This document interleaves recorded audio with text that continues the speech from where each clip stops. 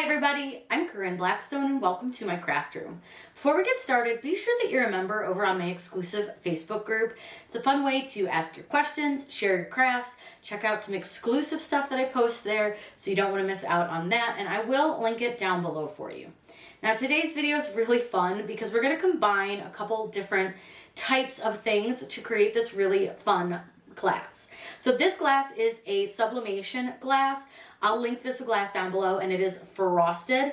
And then all I did was I'm going to take some sublimation and some vinyl and show you how you can combine those two to create a really fun glow in the dark project. What's really great about this is when you turn off the lights, the ghosts glow in the dark. Just thought this was a fun way to teach you guys how you can combine some vinyl and some sublimation to make something just a little extra fun, rather than just pressing the sublimation on the glass and being done with it.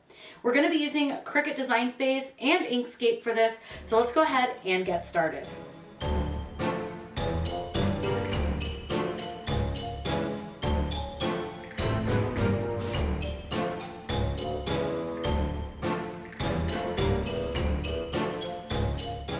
For this tutorial, we're going to combine sublimation and vinyl to create a really cool fun design that you can use, and it just really makes those designs a little extra fun, a little extra pop, and it's a great way that you can learn how to combine different types of crafting together to create something really special. So we're going to be using this Halloween style Libby beer glass can wrap. Now this comes in all the different types of products, so SVG, DXF, EPS, PNG. We're going to be using the SVG and the PNG together to create this really cool cup wrap. And we're going to use two different programs so that we can make sure that we print this really well and that we can cut the glow-in-the-dark vinyl. So we're going to start with CRICUT Design Space. In Design Space, we're going to upload our image by clicking Upload Image, and you can either browse for it, or I always just keep my folder open. Now for this part, I want to make sure that I'm using my SVG, which might show on your computer as an HTML document, but that is your SVG. I'm going to drag it and drop it over into Design Space. Now it does warn me that it's a large image and it might take a while to upload, and I'll show you why it says that, because it's actually not that big of an image once it's actually uploaded. It is, however, about 1 billion layers. So what I'm going to do is select my item and add it to the canvas. From here, once this item loads, I'm going to show you all the layers because it's absolute insanity over on the layers side, and definitely not the way I would personally set this up. And this usually tells me that whoever designed this either didn't take it into Inkscape and fix it or another vector program, or they just want to drive us crazy. Because if I was to actually want to make just this design, if I click make it right now, I'm going to show you what it does, because it's just crazy and it's not the way that these should be designed at all. So what I'm going to do is show you so you can see everything gets out of order. So this is like the background piece, and then these are all the pumpkin pieces, and then these are all the ghosts, and then this is all the pink stuff. So you can see everything's super out of order. It should all be attached or welded to create one single layer, but they didn't do that. So what I'm going to do first, just to reduce my layers, I'm going to select the pink layer here. Now notice that these two, for some reason, are not part of that pink layer, and I don't know why. Those are supposed to be pink, just like the other pink dots. But you can see how big and long this pink layer is, so it's really weird. So what I'm going to do is I'm going to go to Combine, and I'm just going to choose Weld. That's going to reduce the amount of layers on the Layers panel. Now you can see that all of the pink is one layer. Now this is not necessary, you don't have to do this, but I'm doing this to show you why we do this. So then I'm going to go ahead and weld the orange as well, and that's going to create a much smaller layer. So now we have all of these. This is all the orange pieces here, and it's a lot. It's a lot. It's too much. I don't like it. So again, I'm going to go ahead and weld. That way we're reducing the amount of layers we have to look at. Now I'm going to leave the ghosts alone because those are going to be our glow-in-the-dark pieces, and I don't want those to actually like line up. And then I'm going to select the back part here, and I want to weld that as well. Again, this is just going to make it easier when we go to hide these layers. Instead of having to trust me, it's easier. Because now you'll notice we have far less layers. I'm going to leave the ghosts alone. But what I want to do is I'm going to hide each of these other layers. And by doing that, I've left the ghosts, and that's the only part we're going to cut with our CRICUT. Now it is important to note what size this design is, so I'm going to go ahead and just reopen these. But you can see that at our largest, it's 9.312. So you want to kind of remember that because we need to make sure that when we print this, it's the same size. But for this, we're going to cut these on glow-in-the-dark vinyl, and you'll see that when I hit make it, it's going to save us some vinyl by just allowing it to cut it all in a line. I'm not really worried about it being out of order or anything because I'm just going to line them up on the sublimation anyways, and it'll be easier to go individual piece by individual piece. So this will be cut on glow-in-the-dark vinyl. Now I'm going to head over to our folder and show you what we're going to use for the actual printing. Because we're combining sublimation and vinyl, I want to open our PNG image, which is this one. I'm going to right click on it and I'm going to open with, and I want to use Inkscape. Inkscape is one of my favorite things to use when it comes to printing. I just find it easier, especially with like sublimation. But you print from whatever program you like except Design Space, because A, Design Space can't fit this, and B, Design Space prints are absolutely terrible for sublimation. Now you're going to see here that we have our design, and it automatically opens in this size page. So what I'm going to do to show you, I'm going to go to File, and I'm going to go to Document Properties, and I'm just going to change this to the US letter size, because then we can move this up onto our sheet so it fits a little bit better. Now it is printing it, like showing it in landscape, and that's okay, it doesn't matter. But what you'll notice is your sizing. So I'm just going to change where it says PX, which stands for pixels, to inches, just to check that it's the same size as it was in Design Space, which it is. Now for this, you want to make sure that you're mirroring your image when you're using sublimation. So what I'm going to do is I'm going to flip my design horizontally, and it really won't look like it changed a whole lot, but trust me, it does change. You can watch the ghosts and they'll flip to the other side. So keep that in mind. Sublimation needs to be mirrored, but your actual vinyl does not. From here, I'm just going to print this. So what I want to do is go to File, and I'm going to go to Print. Then I want to make sure I have my sublimation printer selected by selecting the ST4000. I want to go under Preferences, check that letter is chosen. Plain paper is going to be changed to Premium Presentation Paper Matte, and then I want to change my quality from standard to high. I want to change one more setting, which is under More Options, and I just want to turn off High Speed Print. Then all I have to do is click OK and print this out. We'll press this to the cup, and then we'll line up the glow-in-the-dark vinyl with it. We're going to be working with a glow-in-the-dark vinyl from Caesar, and this is cut on the light cardstock setting. So I'm just going to put it on my mat, just like I would any other vinyl. This does go with the vinyl side up. Make sure that's on your mat really well, and then I'm going to load it, let it cut out my ghosts, and then we'll weed them out.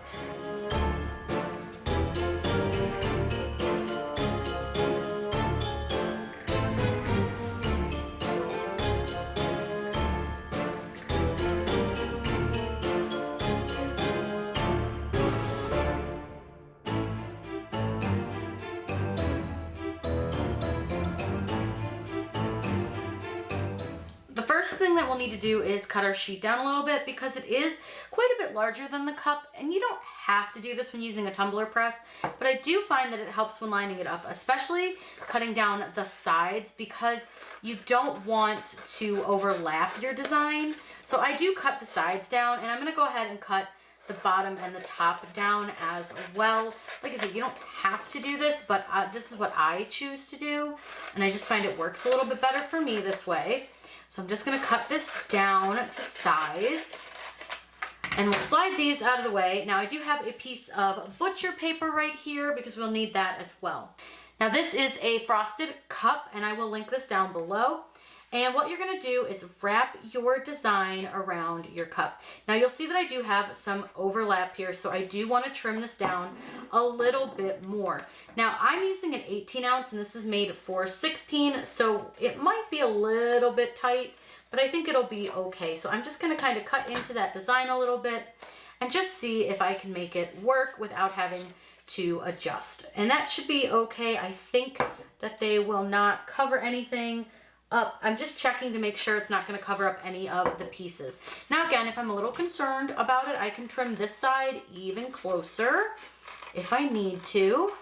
So I'm just going to trim this side a little bit closer. So I've got kind of a jagged edge there on both sides, and that's more just so I can make sure that they're not going to cover up each other, because this is a pretty tight fit. So it looks good. It looks like they're not going to overlap, which is really my main concern. Now what I'm going to do is tape my design to my cup. Now I do want to make sure that this is sitting pretty even. The nice thing about this design in particular is because they don't have an actual seam, it not being perfectly lined up is going to be completely not noticeable, but I do just want to make sure that it looks pretty straight, pretty even from top to bottom, which I think it does. So I'm going to take my handy dandy little tape dispenser, and I love this thing. It's pretty loud, but it works really well. And you just turn it and it pre-cuts tape for you. So I want to make sure that this is on here really, really tight. So I just want to give it a good tug, and then I grab this side and I give it a good tug, but you want to be safe and careful. Make sure that you're not going to rip your paper. Then I'm going to go ahead and put one piece of tape down, and that's just going to hold it for now. And then I'm going to go ahead and tape the rest of my seam, preferably without dropping your cup. So you just want to make sure that that seam is good and tight. Now there's lots of products out there that claim they help you do this, but honestly, I find just pinching it and using my hands works fine. Now you'll see some people who suggest taping all the way around. I don't do that. I don't think that's helpful, and I just don't think it's necessary. Now I'm going to take my butcher paper and I'm going to do basically the same thing, but I want to make sure that this seam doesn't line up with the butcher paper seam. That's just personal choice. I just find it works a little bit better for me that way. And then I want to wrap my butcher paper around. Now I do prefer, if I have a lot of extra paper, like right here, I will trim a little bit off so I have a little bit less of a overlap for my butcher paper. That, again, just a personal choice thing. I just find that that works best for me. It's not necessary, but it's just what I like to do. And then, just like what I did with the paper, I want to pull it really, really tight, and I want to make sure that that butcher paper is on there good and tight. Now again, I want to grab some heat tape, and I want to tape my butcher paper down the seam. Again, I don't like to put, a ton of tape on here, but I want enough tape that it's going to hold it pretty well and hold it on. So I've got some tape, we're good to go. So now our cup is ready to go into our tumbler press. Now I'm going to show you how we set our tumbler press and the time and temperature. Now it's up to you. You can trim all this extra butcher paper off if you want to. You do not have to. I will do it sometimes. It just depends on the cup. If I feel like doing it, it's not necessary, but you absolutely can if it makes you feel better. But using a tumbler press, you don't need to take that extra butcher paper off. The first thing we need to do is turn our press on. There is a button on the right side. It's a big green button. Just press that and turn it on. Now we need to set our time and our temperature for our press. So what you'll do is hit set once, and that's going to be your temperature. Now I'm doing the frosted cup, so I do that at 360. So you can just hold your button down until you get to about 360, and then you just press it, and then you go to set your time, and my time is 120 seconds, and then we'll rotate it after the first set of 120 seconds. So I'm going to go ahead and let this heat up. This heats up pretty quickly. I really, really love this press. I've had it for a couple years, and I'm really impressed with it. It works really, really well. So we'll come back as soon as it's done heating, and I'll show you how to put your cup in. Now what you want to do once it's all heated up is you're going to take your cup that's all wrapped up, place it into this barrel, and I always just push it all the way in. You want to make sure it's pretty well in. You want to make sure your whole cup's there. And then I pre-check my pressure, and you can change your pressure with these little knobs, and then all you do is close it, and then it's going to heat for 120 seconds, and then I'll bring you guys back when we're ready to rotate. Okay, it's ready to be turned. You can hear it yelling. So what you'll do is go ahead and open your press, and then I want you just to rotate this. And I try to do about 180, but I want to make sure like this seam and the seam of my butcher paper are not in this section. That's just personal choice. And then I'm going to go ahead and let this go for another 120 seconds. But if you look closely, and I just want to point this out, do you see in here? You can really see it starting to show up. So we're going to go ahead and let it go for another 120 seconds. We'll take it out, and then we can reveal our design. Now we're almost ready to pull it out. So I do have a heat press mat right here because I'm going to set that on there since it is going to be really, really hot. And then I'll reposition you so that we can take the paper off together. So I'm going to go ahead and pull this off. And then, like I said, I take this out, and you want to do this carefully because it is hot. I have heat gloves on. And then all I'm going to do is set it onto that heat mat. And if it doesn't want to stay, which it sometimes doesn't, I'll just kind of put it down. It'll be all right. We're going to go ahead and reposition you guys so that you can see, and we're going to go ahead and pull the paper off. Now, like I said, this thing is real hot, and I don't think it's focusing on it real great right now. So let me get it to focus. And then we're gonna go ahead and pull the paper off. Now, like I said, I'm gonna caution you, it is hot. So I do have one heat glove still on, but I usually take one off for this part just so I can easily access the paper and the tape. So we've got the paper off. And again, this is hot, so be gentle. Now, sometimes I'll use like a pair of tweezers or scissors for this, whatever I've got on hand, but usually I can just get it pretty easily just by getting the edge of the tape with my nails. Now, like I said, it is hot, so I'm gonna set that down for a second because it's getting real hot in my glove. These gloves are rated to about 300 degrees, which is not quite warm enough for this to be holding on to this for a long time. So sometimes I'll just set it down and just use my hand to like balance it. But I'm so excited. I think this is gonna be really cute. And then we're gonna let it cool for a while. Oh, it's so cute. We're gonna let it cool for a little while, and then we're gonna add that holographic. So I know it looks a little blurry. It's because my camera doesn't wanna focus on it that close up. So we'll see if we can get it to focus, but look how cute. Came out really cute. So I'm gonna let this sit to the side and completely cool before we put the holographic vinyl on it, because putting it on it hot is going to damage the vinyl. If you follow me on Instagram, you're going to know this is actually the second cup that I made because I dropped the first one. So I had to remake it, but you'll see it came out just as nice, really pretty. So what we need to do now is to add our glow-in-the-dark ghosts to our design. So it's really easy because you can line them up with your little ghost on your cup. Now I'm going to be using some tweezers for this. Just to see if that works best. You find what works best for you. You can use transfer tape, you can use tweezers, whatever you want to do, however it works best for you. But what I'm going to do is take my glow-in-the-dark ghost, and I'm just going to very carefully line him up with the design on the cup. Now, if he's not 100% perfect, it's completely fine. I still think he's gonna look really, really cute. Now, this is obviously gonna be a lot brighter than the print for the sublimation because these are like a brighter white green almost because they're glow in the dark, but I still think it'll look really cute and it's really fun. So let's go ahead and get all of these placed on. Like I said, you can use transfer tape or you can use your tweezers. You can really use whatever you want, whatever works best for you to get these placed down. So I'm gonna go ahead and do this really quickly and then I'm gonna show you what it looks like glowing.